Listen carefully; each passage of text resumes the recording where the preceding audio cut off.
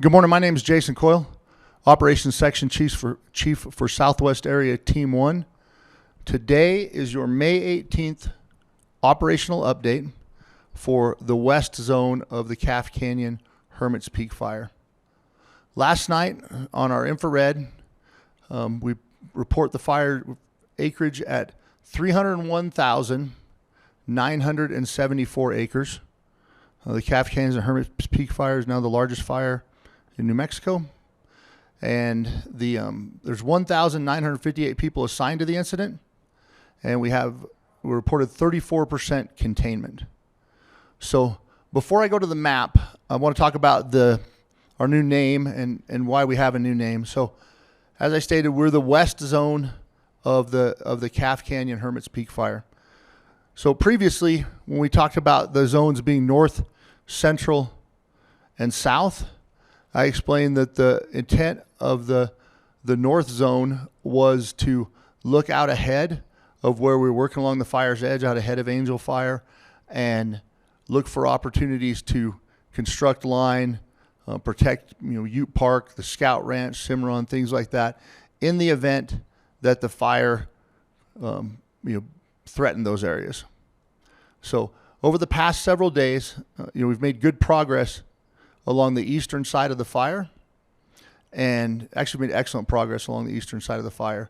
So from Guadalupita south towards Mora, and then up towards Cleveland on the west side of the drainage going up towards Chacon. So along with that, we recognize that the threat certainly still exists for Angostura, areas out to the west, and then for Angel Fire, the Black Lake area, Sierra Bonita, and then Chacon to a certain extent. And we looked at ways that we can maximize our efforts and pay attention to the stuff that we need to pay attention to reduce the threat. So that led to us reevaluating and adjusting the zone boundaries. So now what the zone boundary is going to be is it's going to be basically the county boundary that goes down to the west of Angel Fire and down through the middle of the fire, through Eagle Peak down there by Mora, and then down to where it intersects with the south zone. Everything east of that line is going to be in the east zone. Everything west of that line is going to be in the west zone. We have the west zone. So we have all the open fires edge that's south of the 518 corridor, and then that's to the west of Chacon that I'm going to talk about here in a minute. And the eastern zone has a small portion of fire that is still showing a little bit of heat between Chacon and Guadalupita, where we weren't quite able to get completely around it last night, but we've got some dozer lines in place there, and I think we left them in a really good place to be able to take care of that in the next few days. And then the big job of continuing the prep work that we did around the Black Hills or Black Lake community and Angel Fire community. We did get a hose lay in most of the way around there. There's a lot of dozer lines in around those communities. Out 120 towards Hidden Lake, there's a lot of work that's been done out there. But they'll be able to continue that work and focus their efforts and their planning primarily on achieving that work. So that's what's going on there. The other thing I want to talk about before I go to the map is the fuel break, or the line. We talk about this large indirect line on the north side that runs south of the 64 highway and that goes along a ridge system all the way from the 518 corridor up to Osho Ridge, and then back to the north to 64, and then to the east back out to the 434 road, about right between the Black Lake area and south of Angel Fire. So what that line is going to look like when it's done, and the work that's ongoing right now to complete that line, is it's going to be about 300 feet wide, where all of the dead material has been removed. And the live trees have been removed in that area to open up the canopy, we call it. So what we want to be able to do when we're done is we want to be able to walk underneath the larger trees that are left there, and we want those trees, the needles, I'd say the leaves, but most of them are conifers, are spruce and fir and ponderosa pine. But we don't want their canopy, the area of their needles, to be touching. And so that prevents a fire from, it reduces the likelihood that we'd get a crown fire where fire moves through the top of the trees independent of the ground fire. And so that's why we create that canopy spacing. There's another benefit that provides for us as far as versus having it completely denuded of all the trees. So, the first benefit and one that is the one that's most important to us is that it shades the fine fuels that are left down below those trees. So after we remove those trees, then we use a thing called a masticator to go in there and to masticate the brush. And if you think about, mastication like chewing, it's pretty much what it does. It chews up all the brush and it spits it out into little pieces. If you're one of those people that ever used to eat sunflower seeds, like chew up the sunflower seeds when you're a kid and spit them out, maybe as an adult you may still do that. But anyhow, the stuff that's left, that's masticated sunflower seeds. And that's what we do to all the brush. So it gets it down low on the ground. It reduces the vertical continuity of the fuel. That means that it's not going to burn through it so quickly. Things can still smolder in there when an ember lands in it, though. And so you've heard the fire behavior analysts who've been listening to these videos talk about the probability of ignition. We call it the PIG. And the probability of ignition is the likelihood that if an ember lands in a fuel that can catch fire, we call it a receptive fuel, then that it will actually catch fire. So the way that we communicate probability of ignition is in percents. So 100% probability of ignition means that one ember lands in that fuel, 100% of the time it'll start a fire. Or if you flick 100 matches, as Stuart likes to say, that all 100 of those will cause a fire. And the difference between being shaded and unshaded, when all the other variables are the same, is the difference between can be the difference between 100% and 60%. So having that fuel break shaded is a benefit with that short range spotting that lands within the fuel break. After we get done, well, the other benefit to this is aesthetically. When you're working on top of a ridge, everyone can see from a long ways away. Recognizing that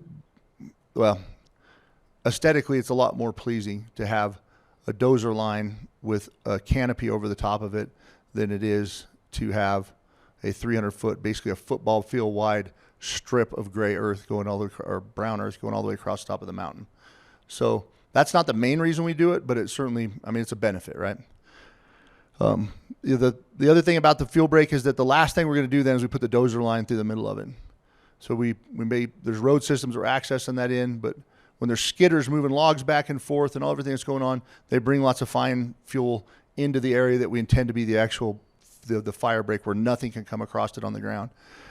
And so if we do that last, then when we're going through there, it removes all the fuel in the ground, and then it's ready to start either plumbing it with hose lays, getting ready to do ignitions off of it, or being able to hold it if the fire comes to it. So that's a process. So I wanted to explain that because when we talk about the amount of progress we make, it's not as simple as just lowering the blade of a cat and walking it towards one direction and going, yep, we're done. There's a lot more to it. All right, so let's go to the map. All right, we'll start up here. Actually, let's talk about all the structure protection efforts that are going on right now. So we still have crews in Chacon down to Holman, monitoring the fire's edge on both sides of the 121. Fire east of the 121 continues to back down. We're glad to see that because we want to get that fire all the way down to the control lines, and we want to get that done before we have unfavorable winds that could create spotting and get it across there. We did use the UAS last night with aerial ignition to take these areas where these fingers of fire were uneven, where one could look like it get to the bottom and then run up and throw spots, and keep those even. We would like to get this done if there's opportunities to accelerate the time to completion that don't create significant impacts. We want to take advantage of those because we want to get everybody back into their homes. But right now, it's it's a little bit of a waiting game, making sure that we just do it the right way going down through here. So I hope that makes sense. All right, going up around to Chacon, up in what is now going to be called Division Kilo, is that I told you yesterday they had that hand line around the tip of the fire, and they continue to work that tip of the fire, and they're probably down to right about here now, and this little finger is looking really good. Yesterday in this section, it got active, and they had some trees torching, things like that. Fortunately, the wind was blowing out of the west to the east. As far as we know, all those spots landed within the fire. But one of the number 2 mission for the day this morning is to get in there and work and with heavy helicopters, with crews backing them up, and dozers coming from the bottom to work to get around this piece of fire. I told you yesterday that we're going to work on getting a dozer line along the edge of the fire. And as you can see by these black X marks all the way going down here, that's a dozer line. And they got that dozer line in along the ridge adjacent to the fire.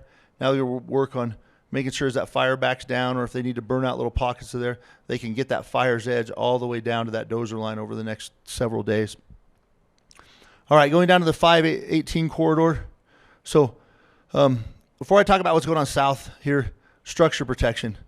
The preliminary structure protection work done all the way down to Las Mochas, and they're looking at different ways to improve that structure protection along here. If I don't talk about your community, and I say that out to Las Mochas they've done structure protection, we start nearest the fire and work our way out. And lots of times, depending on the amount of time we have available until the fire is going to reach there, we do a preliminary effort that maximizes our ability to save the most homes that we can. Homes that require a huge amount of work or are located unfavorably with fuel around them and everything, we may do minimal effort on them during the first pass. And then if opportunities present itself, we go in there, we continue to reinforce and continue to improve that system and continue to address some of the harder ones. Basically, if we think a fire is going to reach there in a day and we have a choice of saving 10 homes that are more defensible or saving one home that isn't, we will save the 10 homes that are. Ideally, we'd like the time to save all 11. But when we have to make choices, we'll choose to save the most. And this includes the ski area. So I recognize that the ski area is a big deal. I think that last year it was over $1.5 million worth of wages were paid out by the ski resort to different people around these communities. A lot of people depend on the ski resort for their livelihood. A lot of people depend on Sipapu ski resort specifically. That's the first place they learn to ski, things like that. It has significance. We have not lost sight of that. And when I talk about this work that we're doing along the 518 road and south of the 518 road, that's in recognition of many things, one of them being the importance of the ski resort. Protecting a ski resort is not the same as protecting a home. Ski resorts that don't have trees on their runs, especially in the Southwest, usually stop being ski resorts. They need that shading to keep the snow. That's necessary, even if they make it, to have good seasons or have the duration of season that they need. So we recognize all that, and we invite more information on that. Matter of fact, our PIOs have provided me with more information about the significance of that. It's just like cultural sites. It's not whether Jason thinks that this is important based on the list of things I thought was important that I came into this fire with. It's what the people that live in here that are impacted by the fire think are important.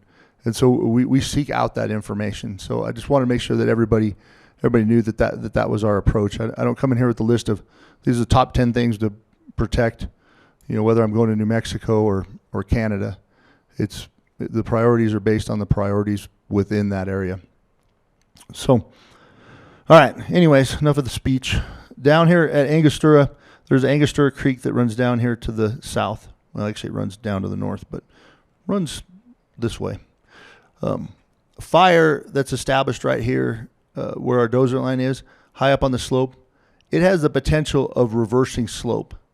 So what I mean like that is there's a valley, right? And on the one side of the valley where the fire is, it's facing to the east. On the other side of the valley where the fire isn't, it's facing to the west. West-facing aspects, which we call that, they're going to catch more wind because our winds probably come out of the west, southwest this time of year, and they're going to heat up later in the day when the air temperature is already higher.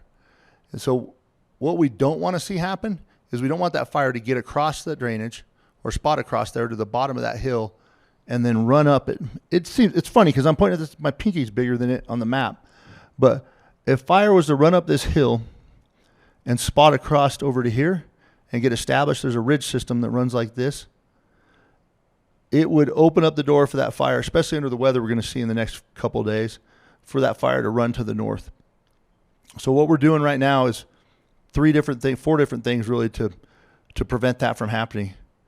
First and foremost, we have hotshot crews there that are working along that fire's edge, trying to gain access to that area and trying to work to control that fire. Second, we're going to use the scoopers in here to continue to work on that heat, both in a north-south direction like this, and then across the edge of the fire where it's up here near the knob. And then thirdly, we're going to use heavy air tankers, and we're going to put retardant on this ridge across from where the fire is. The retardant doesn't do a good job of putting out the fire in that heavy mixed conifer, but it does do a good job of reducing the likelihood that if embers land in that area, that they'll create spots.